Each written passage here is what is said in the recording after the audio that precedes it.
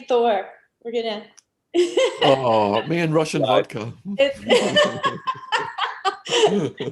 That's a cute little pet you have.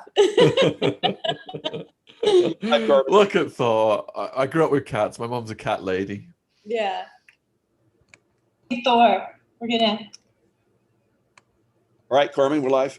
Hi, everybody. Welcome to the Intuitive Report with Michael Jaco and Carmen Studer. We have I'm so excited. We have Shaun Attwood with us here today. And I have to give you a little background on how I found Shaun. I was just waking up to all of the satanic ritual abuse and the MK Ultra. And I happened to find Maria Farmer's name and I Googled it. And Shaun Attwood's interview with her came up, and my jaw was on the floor hearing all the stuff about Ghislaine Maxwell. And so I followed you on Twitter, been a fan, been watching all of your shows. And then Maria and I connected. And I just want to, I don't know if she can hear or if she does listen to this, but I just wanted to thank Maria and tell her she is so brave and such an amazing person. And I love, Shaun, how you don't just interview people. You are an advocate and a pillar for these women and men that have been abused in the system. And it's just beautiful. I love what you do. I love how you stayed connected. And I actually really connected with her because of your Twitter. And when I saw that she was going through cancer, I reached out to her and offered her a free healing meditation. And it was so wonderful because she did take me up on it, and we did an hour, and it was fabulous because she had been in so much pain, and she actually fell asleep for the first time. And I literally was like, Maria, and hung up. And the only reason I share this is because she shared it on Twitter. So it was really cool. And I just love your heart, and thank you so much for coming. He has an incredible channel called True Crimes. You want to just give us a short synopsis about it?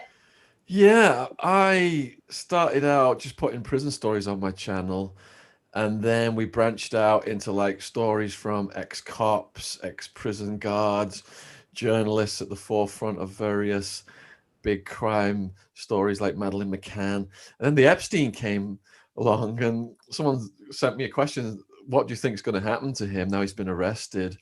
And I put a video out titled, Will Bill Clinton have Epstein eliminated to avoid a Lolita scandal? And then when that came to fruition, allegedly, could be Clinton. When that came to fruition, the channel just went crazy, and it's not stopped ever since. We've got, I think, almost 450 videos on the Epstein case on the channel now. Right. You mentioned Maria Farmer. What an absolute brave soul. I think we were the last people to interview her before she was legally gagged. And the amount of detail, I mean, she'd been messed around by various media figures, and she just wanted to get it all out there, all this extra detail. And she spoke to me, she spoke to Whitney Webb, who's also doing brilliant work. And like you said, it is absolutely fascinating and riveting, all that extra detail of what she linking in the Rothschilds and everything else. So yeah, props to her. Another good one was Paul Page, Prince Andrew's Royal Protection Officer. And he describes Maxwell being allowed through without the proper security protocol. And if the protection cops stopped Maxwell or did something to upset Prince Andrew, he would just get on the phone. He'd be like, don't you know effing well know who she's effing coming to see? I'll effing get down there and you'll have no effing job. And he was absolutely brutal, just cursing and swearing at the Royal Protection cops. And you can see what kind of a monster he is, you know, from people who had firsthand experience with him. But what led me to the bridge into this world, and perhaps Michael, with his CIA knowledge, can contribute to this, is Southern Air Transport. So I've written a series of books about the war on drugs.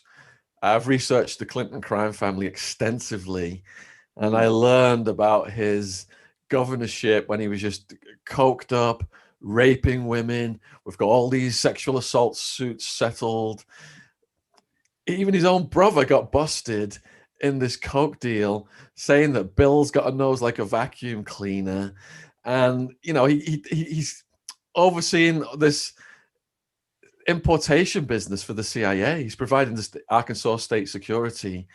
And for doing that, my research has led me to believe that's why he was awarded the White House, working with George H.W. Bush, working with Oliver North. It's just one big crime family, the Bush and Clinton crime families. So it was Southern Air Transport. You familiar with them, Michael? Oh yeah. And Shaun, no, I love your background. So give people a little bit more on your background. You came to America from the UK and started your own, into investment and start throwing rave parties and little ecstasy going on there, and you're like getting it coming in, and a lot of parties going on, and then the next thing you know, they're busting down your door and taking you to jail. So then, like me, you're thrown into a combat situation.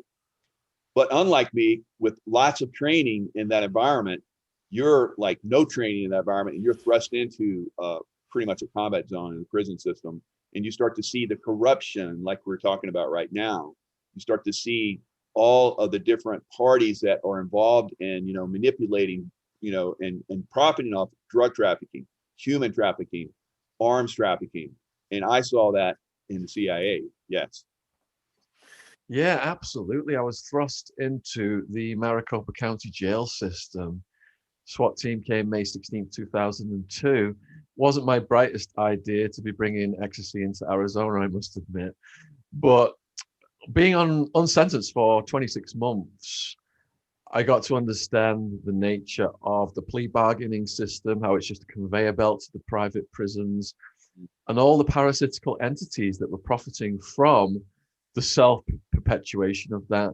Before I got arrested, I thought prisoners lock them up, throw away the key. They're pedophiles, murderers, serial killers, drug traffickers. Not making excuses for what I did. I was a drug trafficker, ecstasy. But once I got in there, saw the average arrest was like a black kid or a Mexican kid with a bit of weed, getting like a 2 to 5 year sentence. I'm like, what is going on? More than half of my friends in there were soldiers, come back from wars, PTSD, didn't get any help, ended up on street drugs, ended up in prison. I learned that the jail was the biggest house of the mentally ill, and hearing all the sad stories, thrown away as kids, abused as kids, not given any help in life, it made me feel doubly guilty for committing my crimes. I had a good education, good family support. I'm like, a lot of these people were in there by necessity. So I started to help them, reading their legal paperwork, teaching the Mexicans who worked out in the countryside how to write home in Spanish. And the last thing I did was, with a tiny little pencil sharpened on the door, I started to write everything down. This was in the maximum security Madison Street Jail, 2004. Couldn't put these things I was writing down in the mail because the guards can open the mail. So I recruited my aunt. She smuggled them out of max security. Yeah, typed them up, emailed them to my family in Cheshire, and they put them online as a blog, John's Jail Journal, which is still up, but it's mostly YouTube videos these days. And it went on to attract international media attention to the conditions in that jail. So that's what launched me as an author and an activist and a YouTuber. I love it. Very nice. Very nice. I worked with guys out of jail with my charity. And so I really got to understand that it truly is a system. And that's why the recidivism is so high. There's no way for them to get out of it unless they really do have somebody to help, or they just have God on their side. It's insane. And so I do have a question, though, that has nothing to do with anything, but what's the cockroach behind you for? Okay, so the things I was writing about in the beginning in the jail were the dead rats in the food, gang violence, guards murdering mentally ill prisoners. We didn't get any heat. It was all heat. There was no fresh air. I was locked down for almost a year, covered in skin infections and bed sores. Oh. And the cockroaches, like 8 at night is lockdown, 10 was lights out. Now, they knew when the lights were about to go out. They would line up in the cracks in the wall, doing a movement with their antennae sticking out. Wow. Soon as the lights went out, they just flooded the room. So you had a choice. wrap a sheet around you like the mummy, leave a breathing hole. It does keep them off you, but this is the Sonoran Desert, almost 50 degrees on the UK scale, 120s on the American scale. So when you have that sheet around you, it traps the heat to your body. Like I said, you've got all these bleeding, skin infections and bed sores. The trapped heat is so unbearably itchy, you can't possibly sleep. So you end up just opening the sheet and letting them crawl on you. Fortunately, they don't bite. They start out tickling your feet. To this day, if anyone tickles my hands, I flinch because I woke up so many nights and tickling my hands. Again, your face, mouth, nose. Favorite place was going in your ears, though, to eat your earwax. It was like honey to them. I had a neighbor who was asthmatic, wakes up one morning out of breath, grabs his inhaler, shoots a live cockroach inside himself. Starts freaking out, saying he could feel it moving around. And he's throwing up and he couldn't even get it out of him. Yeah, there was, even in the daytime, there was so many. Prisoners were doing cockroach races on the day room tables, gambling on the winner. So this is your humility icon. That's my brand, is the cockroach. It's my logo. Oh, got it. Yeah, my writing was discovered by the Guardian newspaper. They saw my blog.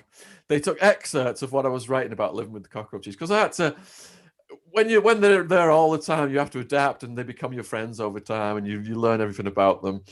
So this black humorous style I have of writing, the Guardian put all these excerpts, and on the front page of the newspaper, they had a big American cockroach. Yeah, so that's what started it. I love it. That's the beginning of it all. That's so cool. Yeah. That and ecstasy. And I think it's interesting that you now fascinate more people than you ever did when you did ecstasy. Oh, thank you. It's awesome. And you have a good sense of humor about it too, and that's good. I know it's definitely when I was in combat zones, you know, the thing that kept us going was our senses of humor.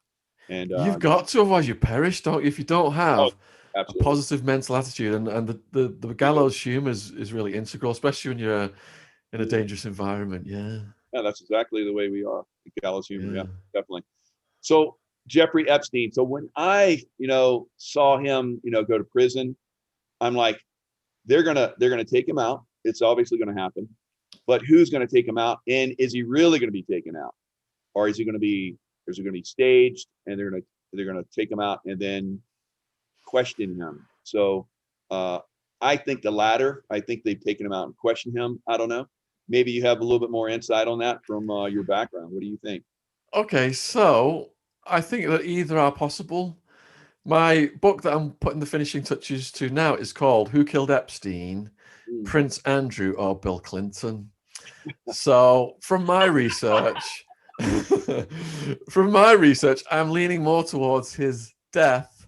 But when it comes to the intelligence agencies, anything is possible. He could be on some island with Kenneth Lay and other people who have a lot of knowledge about the Bush and Clinton crime families and other stuff. When he was suicided, let's say then, assuming that route, for the cameras to go down, for two guards to simultaneously fall asleep in that jail where there's no record of two guards simultaneously falling asleep since it began in the 70s, for all those things just to align, right? It's just, it's insane, isn't it? Absolutely insane. Yeah, and that's to me, that's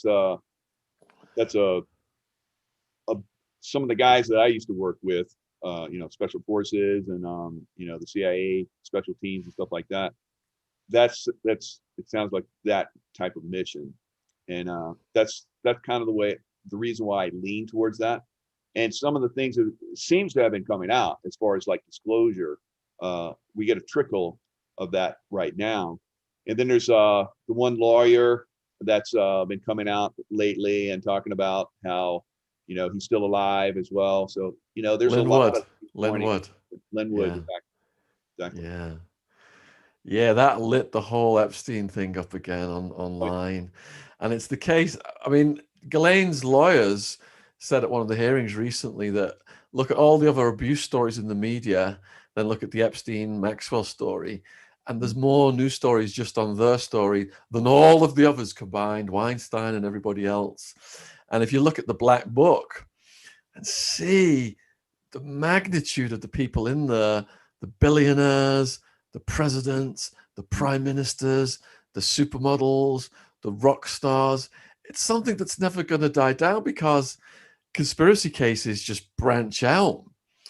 And unless Maxwell's going to get some play under the Biden presidency because of Biden's relationship with the Clintons, you know, us activists and researchers have been hoping that the indictment would go upwards to some of the more serious players like Wexner, Leon Black. You know, it's just come out that it was over $150 million he gave Epstein for private, financial advisory and taxation services.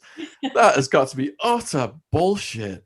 So if Epstein's net worth was over $500 million, Leon Black financed a quarter of the sexual blackmail operation that has had hundreds, if not thousands, of victims of teenage girls.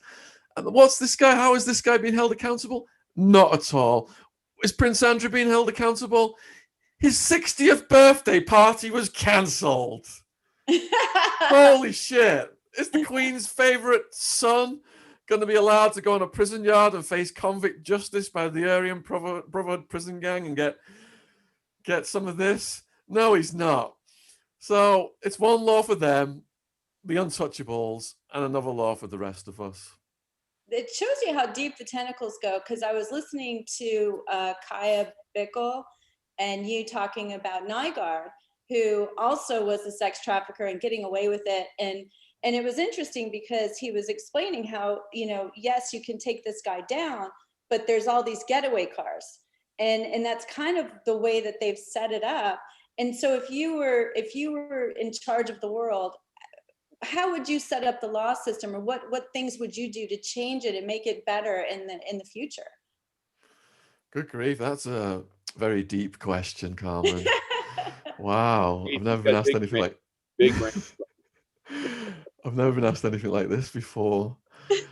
So while I was incarcerated, I read over 1,000 books in just under 6 years, including a lot of history, philosophy, sociology, and it made me really ponder human nature. And if you look at revolutions like the French Revolution and other revolutions that come about, including China, then the people that are campaigning on the grounds that we're going to take these evil bastards out of office and we're going to come in and be completely humanitarian, once those people get into office, quite often they do even more evil things than the people they have replaced. So how do we stop this if human nature is unchangeable? Yeah.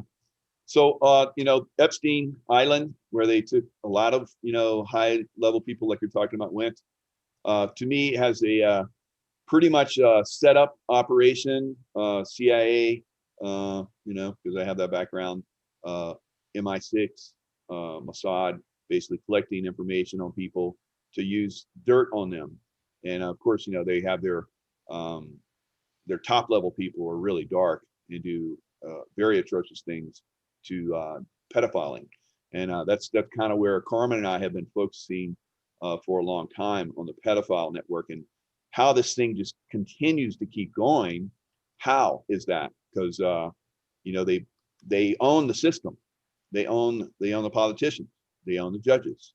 Because we've seen a top level judge from the Supreme Court supposedly has gone down there, and so they own everybody.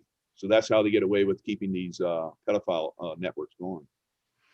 Yeah, and I've interviewed various ex-cops in my campaigning on the war on drugs, and they say that everything the cops come up with, there's an arms race with the traffickers, and it becomes even more evil and insidious and violent. And it's just this race then whereby whoever is the most psychopathic will dominate the cocaine business and maximize their profits. So an analogy is then, if all of these various intelligence agencies are competing around the world, are the most psychopathic ones going to rise to the top, just like in the drug trafficking world? And I believe that probably is the case. So there's an incentive to do these wicked things and justify it and say that it's in the interest of national security. People I've interviewed include 𝗬𝗵𝗵𝗏, former Israeli military intelligence. And he said that's how they always justify it. If we don't do this, if we can't, have adults have sex with teenagers and kids, boys and girls, if we are not authorized to do this, then the safety of Israel is at risk. The Arabs are going to attack us, blah, blah, blah. And these are 𝗬𝗵𝗵𝗏's words. This is how he said these things are justified. So sick. Just amazing. Yeah. And, I think that as more stuff gets exposed, like we're talking about, I'm surprised that you're still alive. I'm surprised I'm still alive sometimes. And, I'm shadow banned on my channels, and, they get shut down a lot. But you have a very nice knack of, continuing your statements and keeping things out there. You've been on, TED Talks. You got 1.2 million views on that. It's an absolutely brilliant, show that you did there. And I think that as we go forward, as more stuff gets revealed, we're able to present more under the safety of more people being in the know. Yeah, I'm running a true crime channel, and I'm not political on either side. I observe politics, so I don't go down any of the roads that I've seen other people who I've worked with. I've seen them wake up and the channel is either gone, e.g. David Icke, or the channel has been completely demonetized. So we try and keep a blend of true crime stories coming out every week. Good. I think if we were just hammering the child trafficking and elite sexual abuse, then we would be targeted more fully. We have been targeted. I had a number of problems last year, but was able to reverse them all. Nice. So I'm in very good standing with YouTube now. I've got the partnership program. I've got contact with them. Wow. And because of the eclectic subjects and guests that we have, I think we're classified as like a politically neutral true crime channel rather than a channel that's just, overthrow the government. This is what's happening in the world. It's absolutely sick. There's certain lines that I feel that I've brushed up against, but then I've been able to pull back from. I've had to delete a hell of a lot of videos. Let's put it that way. Well, it's great. I love the variety. My favorite show so far that I've seen is the one with the Phoenix Enigma, where he did the entire 𝗖𝙘𝗵𝗾𝗂𝗲 breakdown. If anyone is interested in 𝗖𝙘𝗵𝗾𝗂𝗲, please go watch that video. It is incredible. And Phoenix Enigma is the most detailed, I don't know. He just keeps track of everything, and he's got links to every single thing he talks about. It really was incredible, and it was a cute love story. So the girl in me loved how the woman that was hanging out with 𝗖𝙘𝗵𝗾𝗂𝗲 the last week of his life, she was also doing research, and the two of them met doing research, fell in love, and got married. And I was like, oh, I love this story. Very cool. Yeah, that was one of the most fascinating ones I did. It was on the back of a number of Lynn Wood videos that I did that were getting almost 1 million views within days. And we had to take all those down because of Lynn Wood getting deplatformed. So, smart. Yeah, we could just work with the framework we're provided and try and stay within the limits of those community guidelines. Very smart. It's worked well. I think when I found you, I think you had 75,000 followers or something, and now you're at like over 600,000. It's incredible. Oh yeah, crushing it. And then the other one that was really interesting to me was the Phil Chalmers, the one you had the the serial killer that called into the show. Oh my goodness! Oh my God. I don't usually listen to what I do the next day, but I got up and was compelled to listen to that again. I went to bed with a sick stomach. I woke up feeling flustered, and how cold was that guy? It was just like, oh yeah, if you let me out, I'll kill people again. Wow. If a woman comes up to my truck and disrespects me, I'm just going to say, okay, get in, snap her neck, throw her in the back. Like he's talking about, like, you know, he's just making chicken dinner or something. It was nuts. So what's the thing, like, to me, when I was listening to you with Maria Farmer, the thing that really took my breath away the most, I think, was when she talked about how she went into Ghislaine's house and her artwork from when she was 10 that was, she thought, in her desk at home. What are some other stories like that that you have to share that maybe the average person wouldn't understand about how this all affects globally, you know? I think two of the researchers at the forefront of this are Charlie Robinson and Whitney Webb. I've learned so much from both of them. So Charlie Robinson also has done a lot of overlap with the Clinton crime family. And I've had people contact me privately about how kids were coming from Haiti and these other places to Epstein's Island, but nobody ever hears about any of these victims. We hear about these ladies in the West, you know, who could speak out in English and are well educated. Right. But these other victims, like Epstein and Maxwell, were joking about how these East European girls from the poorest backgrounds, who they'd pumped full of ideas of becoming models, and then were getting thrown into these orgies on the pedo island with Prince Andrew. And they were joking about how these were the easiest girls to traffic. They can't even speak any English. You know, when are we ever going to hear the voices of any of these people? Are these people still alive? Are these people so terrified that whoever procured them from the, you know, poor areas of Europe would come and wipe out their entire families? So there's all this other stuff behind the scenes that Charlie Robinson has researched. And one is the pipeline to Haiti and the Clinton Foundation's role in that, and how the female that was working for Clinton was caught with a kid and tried to say that the kid was an orphan. And then the kid's mother appeared and like, that kid's not an orphan.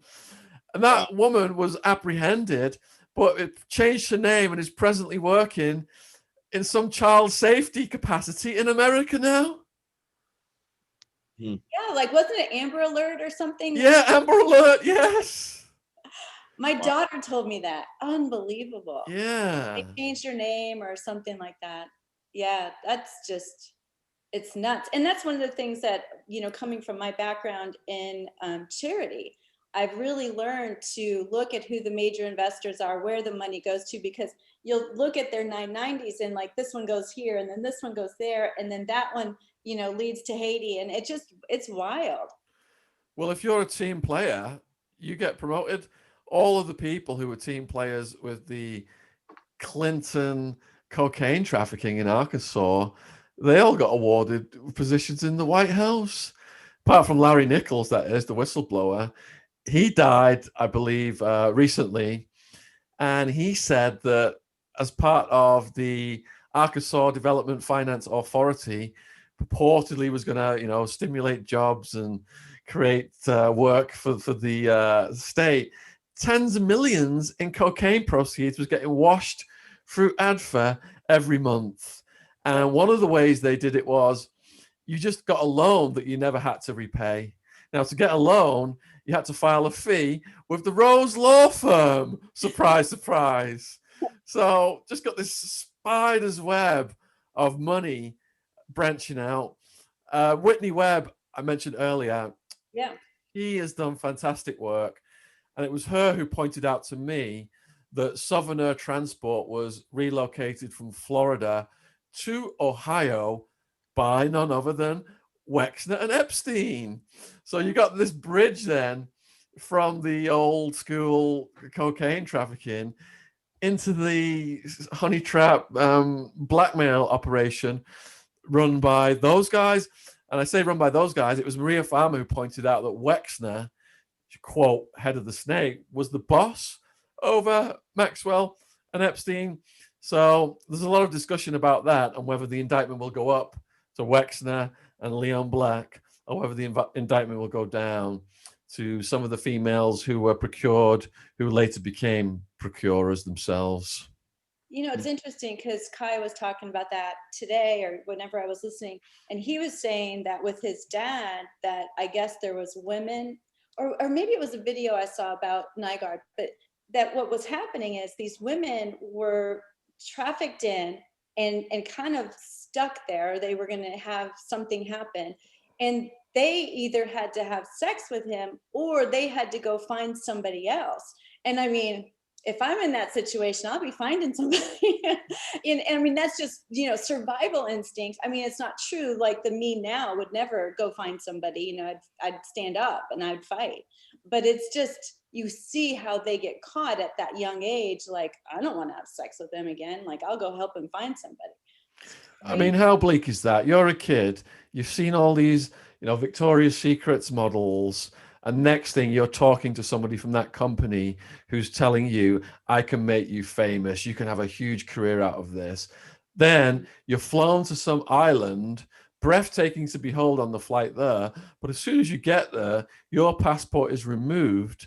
You're invited to a party in Nygaard's place, these pamper parties, whereby if you don't go and have sex with one of these people, drugs are put in your drink and you are forcibly sodomized. And if you try to escape from that island, these guys are so rich, they've got all of the local authorities in their pockets. Just like when 𝗏𝗏𝗏𝗏 tried to escape from the Wexner property, she called the cops. And the cops said, well, most of our guys are off duty right now. She found out anyway that most of the guys who were off duty for that police department were working as security for Wexner. Yep. There's just no hope. Yeah.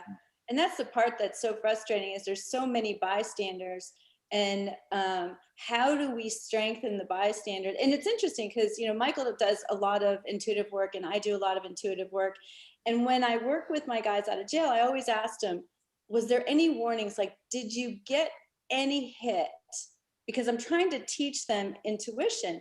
Did you get any hit that that day was not going to be a good day? Did you get any hit that you needed to go the other direction? And almost every time they're like, you know what? My girlfriend had never said anything. And I was curious if the same thing happened to you. If you had some intuition before you went down that road, like warnings before it actually hit hard. So warnings before down which road, sorry? To keep you to, if you had any warnings, intuitive hits, that would have said, you know what, Shaun, you are taking the wrong road down this ecstasy. Gotcha. Yeah. So I'd watched too many movies like Blow and Pulp Fiction. And once I was on drugs, it scrambled my decision-making processes to make me think that I was like a character out of the movies. Right. And I thought I was so smart that I would never get caught because the drugs was telling me that.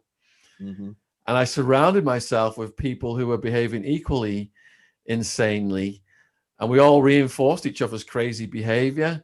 So there was no one to put the brakes on, and that's how it got more out of control over time.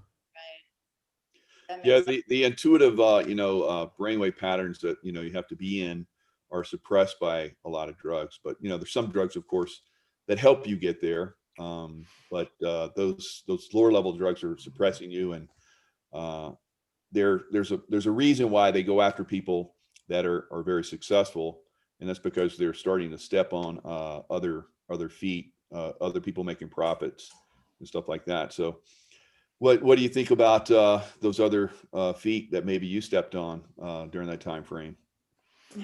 So I started out in the ecstasy when it wasn't that much well known by the authorities in the beginning, because I had one smuggler got to Sky Harbor Airport with vitamin containers in her luggage, and she was stopped, and they took her into a back room and they took them out and they said to her, "What are they?" And she said, "Vitamins." And they said, "Cool," and put them back in a case and told her to have a nice day. Yeah, so I was aware that the drug trafficking through Arizona at that time was dominated by like the cartels, Mexican Mafia, New Mexican Mafia, and that was primarily weed and coke and crystal meth. So I wasn't stepping on any toes, but I was told that my mistake was I hadn't paid off the police and hadn't paid off the local authorities. So that was my comeuppance. Wow. And then the prosecutor, I mean, I remember listening to your story, and looked like your family, you know, mortgaged the home and came to your rescue, and then the prosecutor was trying to make a name for herself, so she upped your sentence, and the judge was like, okay, yep, now he's like, you know, 1.2 whatever million bail, and it puts you out of league, and then maximum security prison. It's crazy. Yeah, if you don't sign the plea bargain, if you don't cow down, they turn the screws on your brain. And I was facing my bail bond was $750,000 from the get-go, and then about a year in, we asked for a reduction, and the judge doubled it to 1.5 million, which automatically reclassified me to max security. But you know what? I credit max security, where I discovered the cockroaches and they became my friends. It was the intensity of the conditions in there that launched me as the activist and the author. So looking back, I got to thank the prosecutor now. It is interesting how perspective changes sometimes when you get further down the timeline. It's awesome. Yeah, I mean, I was resenting getting caught for the first short period of time, but now I credit the SWAT team with saving my life, getting me out of that drug-crazed road that leads to the prison, death, mental hospital.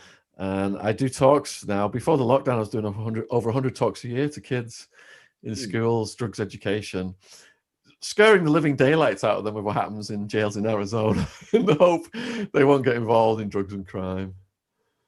That's good. Yeah. And I think, you know, that turning that happened for you, it's kind of something that happened to me in combat, where I decided to take it to the next level. I became a remote viewer and influencer and all kind of crazy stuff. So my angel wings came out, and I started to do, you know, good things instead of like going, you know, being a pawn, you know, like a lot of us realize that we are in the military and law enforcement sometimes. But what happened with you is what really changed you to really decide, I'm going to take my message and give it out to people. Okay, so that first year I was still quite wild, and if I'd have got released during that first year, I probably would have gone back. I'd stopped the trafficking, but I would have gone back to partying and taking drugs myself. I hadn't faced my inner demons. Second year, when they doubled my bail, they doubled my charges, and they said that if I went to trial and lost, I was going to be facing a maximum 200-year sentence. I thought, right, 200-year, the rest of my life in this kind of conditions, I might as well just slash my wrists and bleed out. So I planned to do that after a guard did a security walk, just lay there with the cockroaches and bleed out. But before I was going to do it, I wanted to say goodbye to my family. And what I mean by that was I was allowed 7 photos. So I got the 7 photos out, my mom, dad, girlfriend, sister. And I'm looking at the pictures of my mom, and I got real sad thinking, your mom's going to get a call saying your son's just killed himself in a foreign prison. And to be honest, I started crying at that point. I couldn't bear the thought. I put my mum through that. And that's what stopped me. And that was the turning point. And I credit being pushed to the brink of suicidal insanity with crushing that English Shaun Attwood trafficker persona out of me. Because around that time, then I started to think about the needs of other people. Mentioned earlier, I thought prisoners lock them up, throw away the key. Got in there, realized a lot of them are most society's vulnerable people. And that's when I started to help the prisoners. A guy limped into my cell one day. He had like a screw loose in something. He'd been injured in his leg, I think it was. And he was in agony. He had hepatitis C. So many had hepatitis C from sharing dirty needles. 90% were injecting heroin and crystal meth. And he had stomach cancer, and he had syphilis. So he was in absolute agony when he went on the toilet, and his stomach cancer was so advanced, he was going to die. They get, what, $60,000 a year, taxpayers' money? If you get sick in there, heaven help you. They say there are 2 death rows, people sentenced to death and people who are sick. They would rather you just die quickly so you don't exercise your right to medical treatment that they have to pay for, that eats into that $60,000 a year. So I was feeling sorry for myself, you know, thinking I'm going to kill myself. I've got 200 years prospective sentence. This guy's going to die in here. I was feeling sorry for myself. There's always somebody worse off. Yeah. And it made me just start to think about the needs of other people. And that's the path that I've been on ever since. Wow. Well, that's a perfect example of law of relativity being used for good. Yeah. It kept you alive. And I wake up with a smile on my face. Life, karma. I've tried to restore my karma. I feel blessed that I'm not got this 9-to-5 job. I get up. I just get to speak to interesting people like you guys, interview interesting people, write books about the Clinton and Bush crime families. You know, it's not. I was in the stock market. I had to go in for the 6 o'clock in the morning sales meeting, calling 500 numbers a day. Right. So I realized how hard, office work is and stuff like that. So I feel blessed now that I'm in this situation that I'm in, and it was kind of accidental. It's incredible. And so I think it would be really cool for you to share with us anything that, it was, some story from one of your people that you've had, one of the guests that you've had, because it's really funny for me to watch. You will have somebody that's tatted up and looks like, he owned the prison. And then 2 minutes later, you're talking to somebody that, was around Prince Andrew. Yep. And so I think that it would be kind of interesting to maybe hear some of the stories that you think are the most shocking or the most entertaining. Oh my goodness, you want my most shocking? Are your audience, they're going to have puke bags ready if you want my most shocking. No, maybe not. I'm Michael's audience. What level do you want the stories at then? Because I've got all kinds. I know, right? Wow. What kind of level? Just moderate? Go back to like the Hillary and Haiti and the Chris Cornell and Chester Bennington murders seems to be tied into John Podesta. Maybe you got some crazy story about that. That would be fun. Okay, so let's go to the hashtag Clinton body count then. Yeah, So cool. one of my books is Clinton, Bush, and CIA Conspiracies from the Boys on the Tracks to Jeffrey Epstein. And it starts with the story of Linda Ives. And this is so heartbreaking. So her son is out with a friend. They said they've gone out hunting. And then the next day, the call comes in. 2 bodies are found on the railway tracks, side by side, and the train has run over them. And that's how they've died. Gosh. So the dad of one of the boys works on that exact train. And he could have very easily been on the train that day. He goes out there and they're hunting folk as well. So they're growing suspicious. The ambulance crew is suspicious. It looks like the blood has been laying around much longer than when the train hit these kids. It was already going dark, the blood. It wasn't fresh blood. So there was all the suspicion was aroused. So Bill Clinton back then had this medical examiner in his pocket. What's his name? 𝗑𝗵 Malik or something like that. And he determined that the boys had got so high on marijuana, they'd gone into a psychedelic trance and lay side by side on the railway tracks, and the train had run over them, which was absolutely preposterous. So time goes on, and there's Linda is campaigning for justice, but at every level she is thwarted. A guy comes into her life to help her, a prosecutor, saying he's gonna, get to the bottom of this and interview all these suspects. But all the suspects are getting, or anyone who's got a shred of information about the deaths of these boys, is getting added to the hashtag Clinton body count list. Dozens of people die. And this prosecutor, who's the savior, who's come in to help Linda Ives, years later, he's indicted for running a drug trafficking operation out of the prosecutor's office. Whereby, if you're an outsider trafficking drugs, he's going to come and, your door's going to be SWAT teamed down. But those drugs are then going to be recycled to the people who are selling them for him. So it's all just, this is what it was like in Arkansas. during President Clinton's governorship, may I add. Serial, coked up sexual predator. It's caused nasal damage, was hospitalized for nasal damage from cocaine abuse. And Hillary went down there and told all the staff, if any of you guys ever mention this visit from Bill, you will never get a job again. You will be, and the things that she did to the victims of Bill back then, the women he was either cheating on with, or sexually assaulting. She would find out where they lived, not because she was jealous, so she could terrorize them. Right. The stories of pets, crash, all kind of crazy stuff. Dead pets, car crashes, people falling off balconies.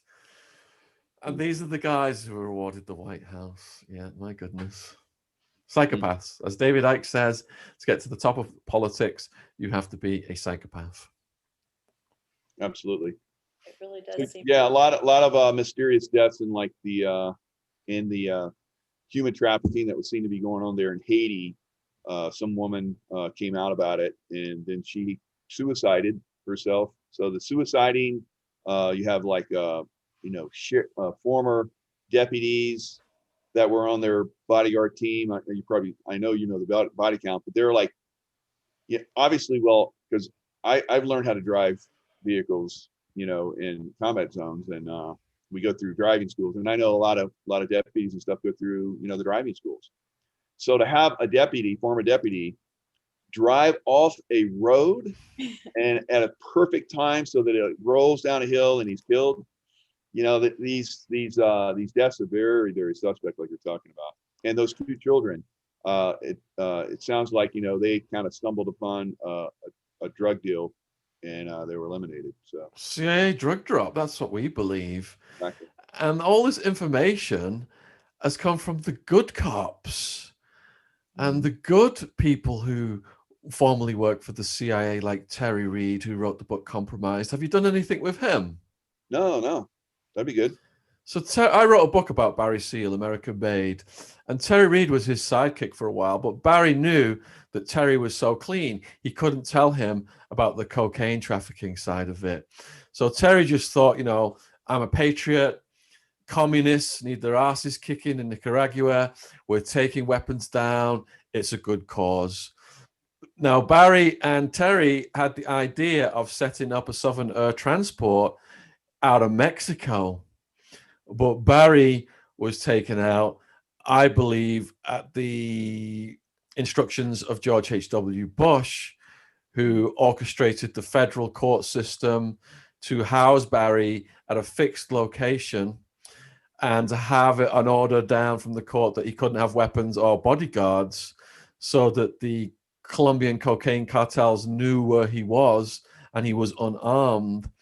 I think George H.W. Bush orchestrated that, and that's how Barry ended getting assassinated by a Colombian hitman. And when his body was found, he had George H.W. Bush's phone number on his corpse. Yeah, so Terry Reid, he continued then over to Mexico with the CIA. He still was not aware of the cocaine trafficking, but when he opened the packages that had the cocaine in Mexico, he realized that was what was going on all along, and he blew the whistle. And oh boy, it's a hell of a story. He's got this big book, Compromised. So he was criminalized, they tried to kill him, they threw him in jail, and he's an absolute hero, brave soul, getting through that and then getting this book out to expose what happened with Barry Seal, with Bill Clinton. He had meetings. He was there when Bill Clinton was taking cocaine shipments. They were in packages labeled medical organs and medical supplies. And he was there when Bill Clinton was getting high and all this stuff. And then when he tried to expose it decades ago, they did a hit piece on him in one of the big newspapers out there. I can't remember the one it was. He'd started to make some progress against Clinton, but then all the big media came out and just knocked him back down, made him out to be a lunatic.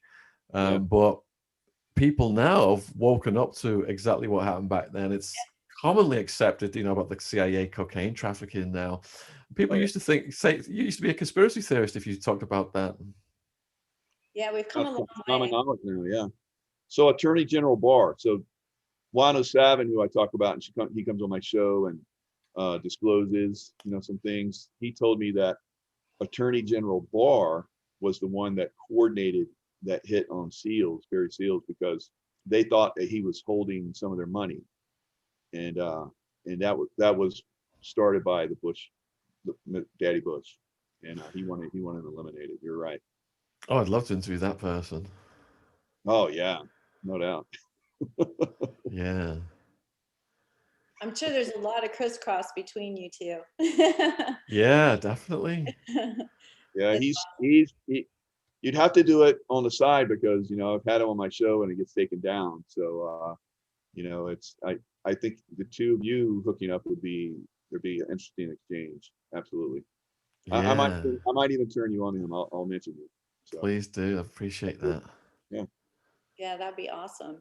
Well, I'm just so thankful that you came, and you're amazing, and I love your stories. I love your channel. It's phenomenal, and I love what you're doing. And I'm one of those people that wants to usher in the future. I'm so excited for a lot of this stuff to crumble and to fall apart. And I do believe that part of that process is getting everybody awake to it. And you've done a phenomenal job doing that. Your piece in this puzzle. Where do you see yourself going next, as far as your dreams and the things that you would like to do to contribute to the world? Wow, another deep question then. Let me think. I'm very appreciative of people like you allowing me to get the audience, get it out to an even bigger audience through your own channel. I'm appreciative of all of the subscribers who have steered the channel and put forward all of these brilliant guest suggestions and subjects that have led to it getting to where it is. So it's like this community that's just grown. And I just hope that it continues to grow. When I was a young person, I always had like a 5 or a 10-year plan. I've got to be a millionaire by the time I'm 30. I'm long range thinking like the Chinese. But like I said earlier, I just wake up now with this smile on my face.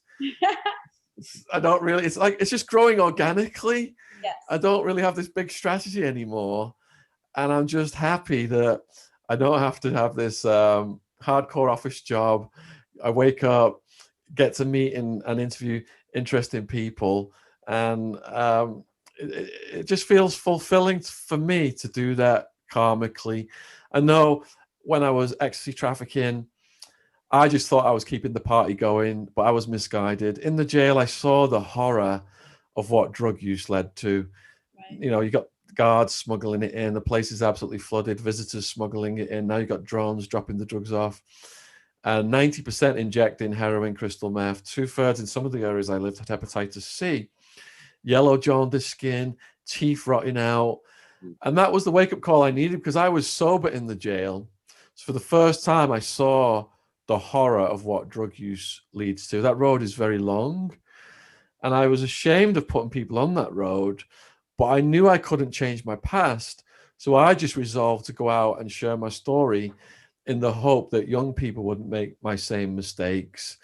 And that's what I did mostly when I got out. But then all of a sudden, the YouTube channel took off about 3 years ago. I've had this channel for about 12 years now. And it's just blossomed into this, going after these bastard super predators.